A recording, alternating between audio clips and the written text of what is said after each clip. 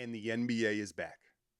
Now, before I get into what we saw over in Tokyo from the defending champs and some of this other preseason coverage here, want to let you know I am going to be back on YouTube this season a lot more. I'm going to basically move the podcast to video format like you've seen so much of sports media doing of late, right? I gotta grow, and my goal is to get this channel to 100K. It's been a long time coming, and I focused so much on my Patreon that it's kind of hurt my numbers here, but I appreciate the continued support. And if you haven't, hit the notification bell and make sure you're getting notified and paying attention to the channel, because again, it's going to be, bi-weekly at least here on the channel with these video snippets and some other stuff. And if you really want to support me, check out the Patreon. As always, that's where the bulk of my content is. Someone in the comments will vouch for it. There's a ton. It's not just like a little bonus extra stuff. It's everything. Every Warrior game, a ton of coverage, even through the offseason. You can go back years with a ton of unique content, and that's what keeps me going, truly. But the goal is to grow here on YouTube. So subscribe, get ready for the season. I'm excited to get it going now. The Warriors, the champs, travel to Tokyo to take on the Washington Wizards to really kick off the preseason for the NBA, right? Let's start with James Wiseman, right?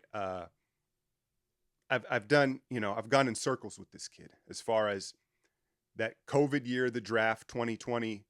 We all did so much scouting, and I was fully on board with taking that big swing, right? You got to do it. You got to do it at that pick.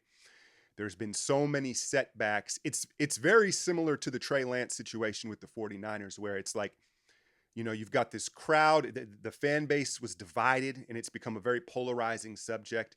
And Wiseman, like Lance, with such little experience and injuries, had all these legit built-in excuses. The G League stint looked pretty rough. Summer League. My biggest problem, I guess, was, because we can go back and forth about instincts and how that can be developed over time and that type of stuff, was that he kind of was trying to play like a big wing, like he was KD or, Giannis to an extent, face up, crossover, quick, stuff like that. And it was like, no, dude, just simplify things and be a big man, right? And when we finally saw him after all the time off, I was just disappointed in the fact that he was still kind of trying to play like a big wing. So here he is now, preseason. The word is he had been playing in every pickup game, every scrimmage all summer long. So health is there. That's good.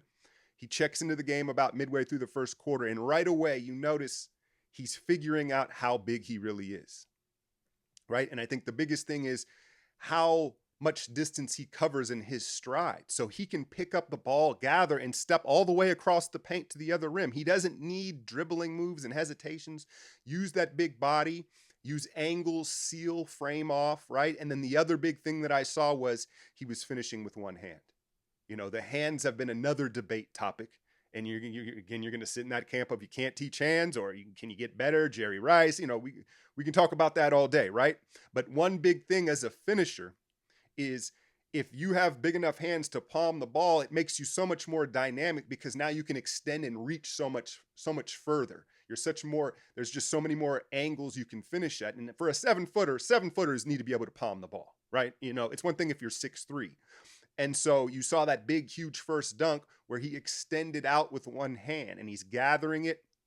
So you combine taking off from further, understanding how much distance he's covering, now finishing with one hand. That should go a long way with some of the lack of finishes we saw, in his rookie year, right?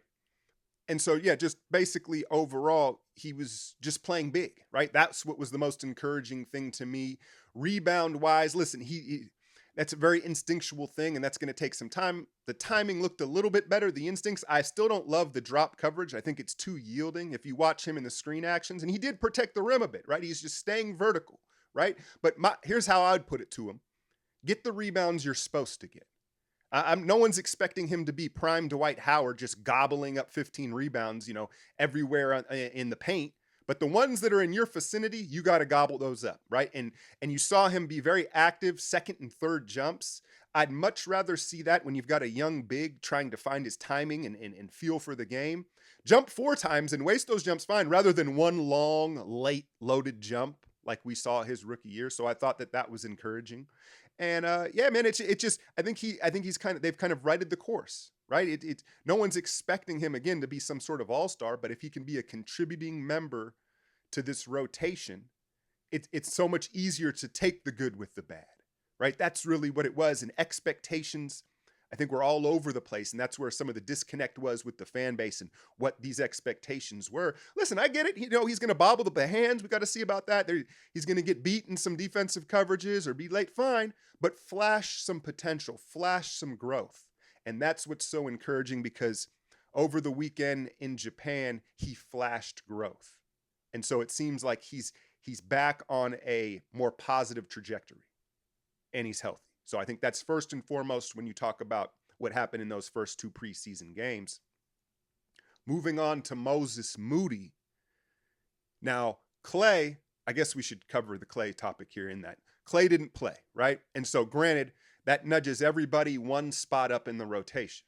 But if you paid attention, Moses was the first off the bench every game, right? And he looks like he's ready to eat people's minutes. Klay, Poole, I don't think anybody's safe because he just fits the system so well. To me, what is he, 19, 20 years old? Did he grow a little bit? He looks bigger. He looks stronger, especially you watched him matched up against his former AAU coach in Brad Beal, right? He just looks so big out there. And he's so comfortable attacking out of the corners, which allows the spacing. And so, again, you just expect Moody to be, if not the 6th man, that 7th guy off the bench. And he's going to eat up a lot of minutes. So that's exciting and encouraging there. All right, so then let's talk about this Klay thing. Initially, the first game, I was like, I made a joke in the breakdown. I was like, oh, they must have had to pull Klay out of a bathhouse real late last night, right? Too much sake or something. He was just wilding. And then within 24 hours, it came out like, look, Klay, he hasn't scrimmaged or played any pickup during the summer. Now, granted, very short summer for the Warriors, right? So, but he said he has a mental block. Remember, he popped the Achilles. I'll never forget, it was draft day. It was Wiseman's draft day, right? The news was, lower extremity injury. And so there's some sort of mental block, and it's interesting because I get it. I think we all get it, right? Part of it is probably, listen, if I'm going to get hurt, it's going to be in an NBA game. I'm damn sure not doing it down on Rico Hines, right? You know what I'm saying? And then probably the preparation of the staff and the routine of an actual NBA game. And so, that combined with an actual trauma. So it's fine. I'm glad. Yeah, I think the important thing is that he was honest about it. So it's an open line of communication, and let him get right. In there's plenty of time, and there's so much depth on this team. It's perfectly fine. If he wouldn't have said nothing about it or fronted and faked it, you know what I mean? Then you're asking for problems. So I'm not really worried about that. I did think it was interesting. Klay is always just brutally honest, right? But for him to show that perhaps vulnerability, right? Because he, to me, one of the more mentally strong athletes we've seen in the last decade in the NBA, right?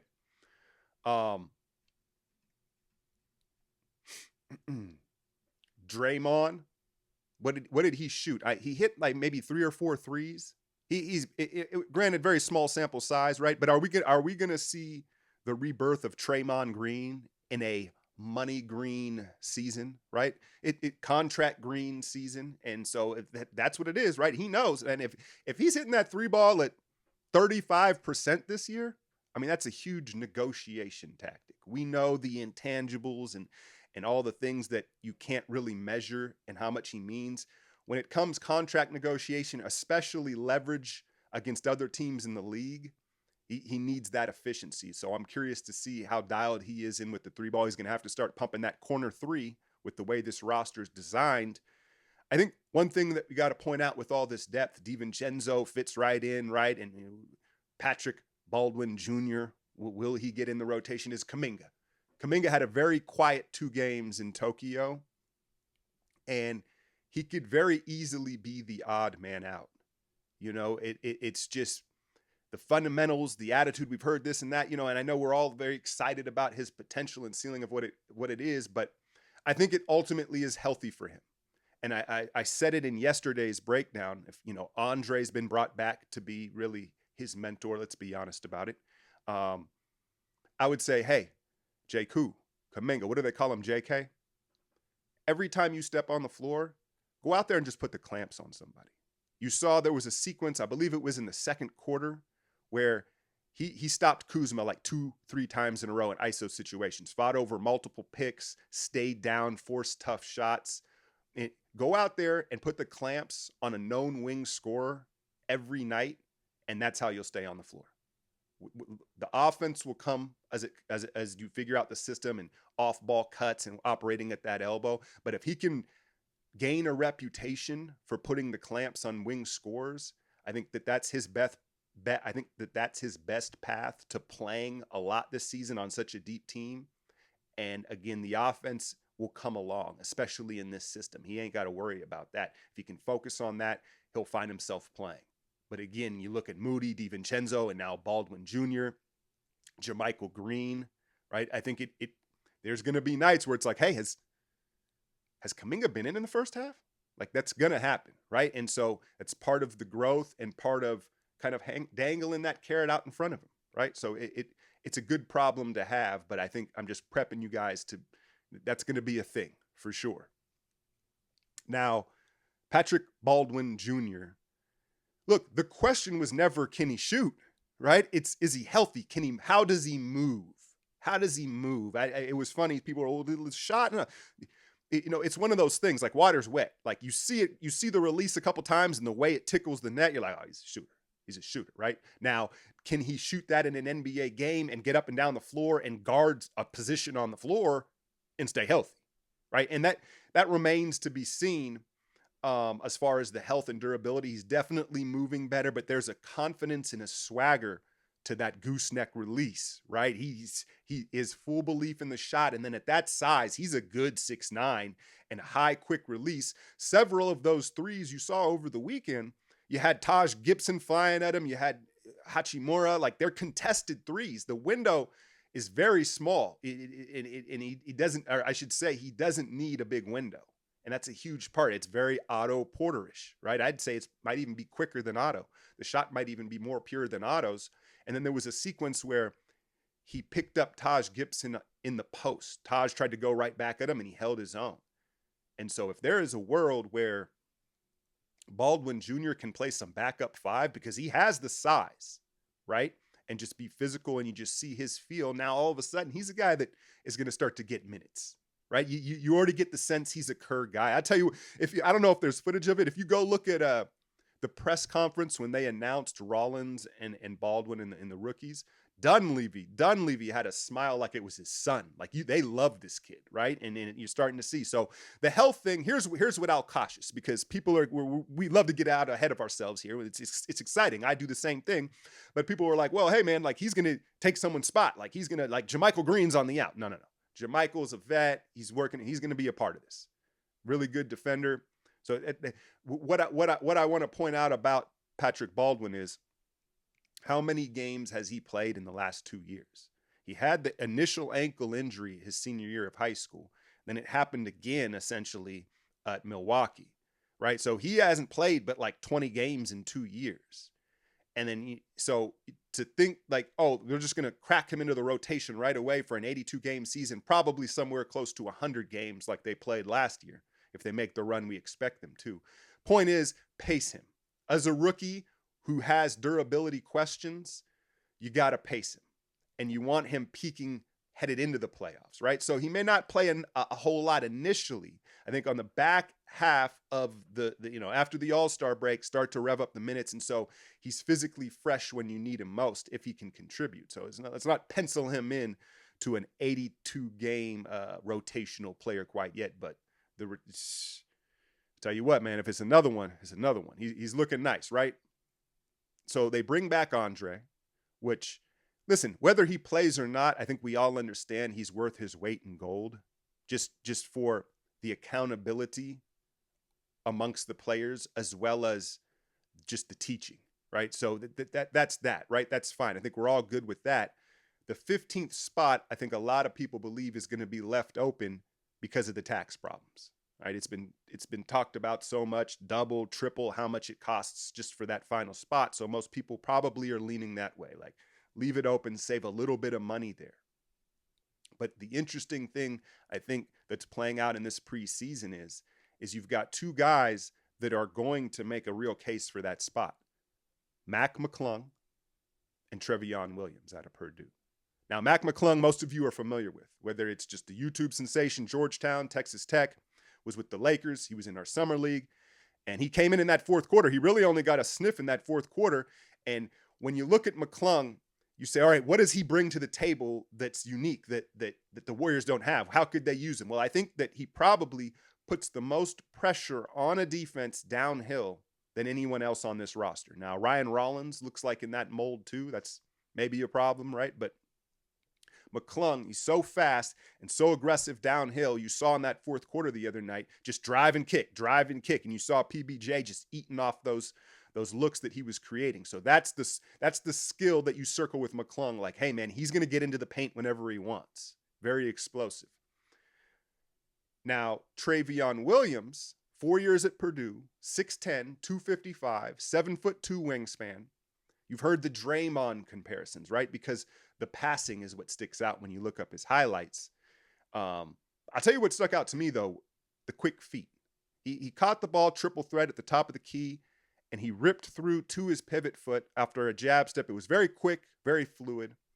And so to me, when I see that, I'm like, hey, man, if you can move your feet like that offensively, you damn sure can do it defensively, because that's the other question, right, coming out and why he went undrafted is it's like he's a big boy. Another comparison to Draymond, he was north of 300 pounds reporting freshman year to Purdue. So he's a big, heavy dude, but he's a dancing bear. He's got that quick feet, and you can tell he's just a natural ball player, right? He has the eyes in the back of the head badge, if you will, right? You see all those dimes he drops from the post, and in turn, what that does is it also allows him to look up to the top at all that split action at the top to the flares and the shooters, right? He sees the whole floor, big hands, he can drop it off. And so he's just an intriguing guy, man. And you imagine, like, in theory, he can spread the floor without shooting, because the jumper, I'm not even going to hold you. The jumper looks suspect. It's kind of got some Eric Paschall shit going to it. It's a little, he shoot it like he's little. It's like, you ain't little, bro. You don't take a jumper. But, you know, Chicago kid, so he's got a little wiggle. And so in theory, if you put him at the high posts, like Andrew Bogut all those years ago, he has that same passing ability. And I do think if the defender's like, all right, we're just disrespecting you, like we're going to just back all the way off you and guard the shooters and the split actions. He's from Chicago. He's got a little sauce. He's got a little bit of sauce to he can put it down. I think he could face you up, put it down, and rumble to the hoop. And so in theory, again, offensively, he looks like he could contribute, and then you see him on the offensive glass, the physicality. And so listen, McClung, more experience, and in a vacuum, might deserve the spot more than this Trevion kid, right? But positional value. You look at Ryan Rollins, who played a little bit. He's going to have to figure out what he can and can't do getting to the rim against NBA athletes. That's what stuck out to me with Rollins, but he has a swagger to him. Rollins, he already acts like, hey, I'm an NBA player. I belong, right? So they've already invested in drafting him. You bring in Dante DiVincenzo to replace GP2, and here's the thing, both very good defenders, right? And GP2 is a specialty guy, but point is Dante is much more of a ball handler. He can play the point, run the point. So you've got that. Rollins. And so bringing in McClung, how much of there is a need for McClung is what I'm getting at. I think, hey, even if McClung outperforms Williams in camp by a little bit, Williams is just, Trevion, he's just at a spot we need. We need another physical banger who you could use 5 fouls on Jokic or Ayton or AD or Embiid. You know what I'm saying? He's that big body. But then again, I know a lot of you are going to say, nah, Alk, man, they ain't going to keep either one of them. It'll just cost too much, right? So I don't know. I'm not a cap guy, but let's just say you sign Trevion to a rookie minimum contract. Are you tripling that with the tax? So wouldn't it still only be a couple million? I don't know, man. Someone's going to have to tell me how much it would cost to keep one of those two guys. And again, I'm not knocking McClung. I know he's got this cult following. He's exciting. He's explosive. But at positional value, I think we need another big body. As encouraging as Wiseman has looked, he hasn't exactly been a pillar of health. Looney, hey, man, what did he play all 100 last year? That was amazing. To think he's going to do that again would be foolish, right? and you just look at the West and you look at these teams that are doubling down on size, I'd feel better having another big body on the end of the bench than another guard. So y'all let me know what you think. If they were to fill that 15th spot with one of the two, who would you prefer, McClung or Williams? Or is there somebody else? The Pat Spencer kid, the lacrosse kid's got a lot of bounce, kind of Max Strusius looking out there. And so that's really what to look for in these final 3 preseason games next week, right? I think we're all real curious about Wiseman. I'm watching every second he's on the floor. That goes without saying. But this potential battle for this 15th spot. I guess the last thing that I didn't bring up, and again, forgive me for not being a capologist in one of these guys, but I know y'all are educated in this. Someone in the comments will lace our boots on this one. How locked in are the two-ways? Quindary Weatherspoon, I know a lot of people like him, and again, he has a defined NBA skill as a defender. You can put him on a wing, you can put him on a guard, 6 minutes and a quarter, and he'll hold his own, right? Rugged dude. He has one spot, and then Lester Quinones out of Memphis this isn't the first time the Warriors have been accused of nepotism here, and that's technically not what this is, but you realize Quinones was James Wiseman's roommate at, I guess, between Club and Memphis, whenever his stint was there. And so, look, he's a 3-point defensive two-guard, kind of in the mold of a Danny Green. But they were pretty quick to give him that two-way spot. They signed him to that two-way spot at the beginning of Summer League. And you just wonder now, could they swap McClung or Williams into one or two of those two-way spots and solve the issue that way? I don't know how complicated that gets, but I feel like that's a possibility. But that is what I'm looking for in these final 3 games, is that roster spot battle, and of course, just how the youngins are progressing and keep the vets healthy. Remember, hit that like, share, and subscribe. I'm out, y'all.